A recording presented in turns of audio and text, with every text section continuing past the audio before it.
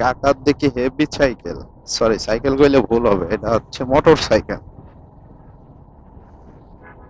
পুরো ইঞ্জিন, এটা কি ব্যাটারি চালিত? সম্ভবত ব্যাটারি চালিত। যদি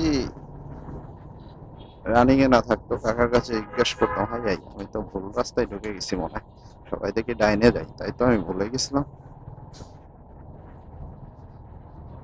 হাই রে হাই, কি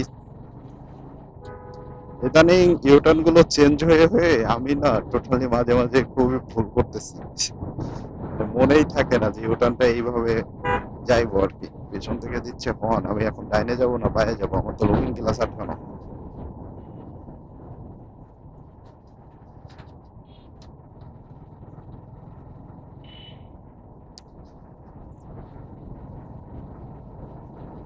তবে এই যে রোডটা, ডিরেক্ট রোডটা বাদ দিয়ে আপনার ইউটার্নটা এই যে মানিক মিয়া এভিনিউ থেকে নিতে হচ্ছে, এটা একটা খুব প্লাস পয়েন্ট আসছে।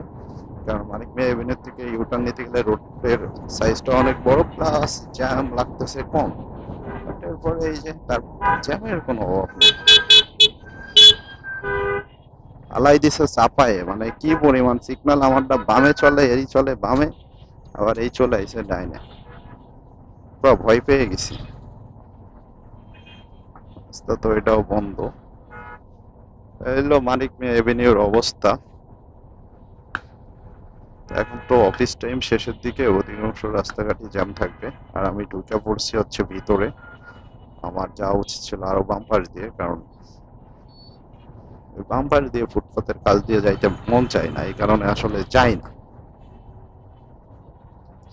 আর এটা একটা ঢুকছে, ঢুকে এমনি এমনি এমনি এমনি করি, সাপের মতন মুচড়াইতে লাগি, যেভাবে যাওয়া যায় আর কি।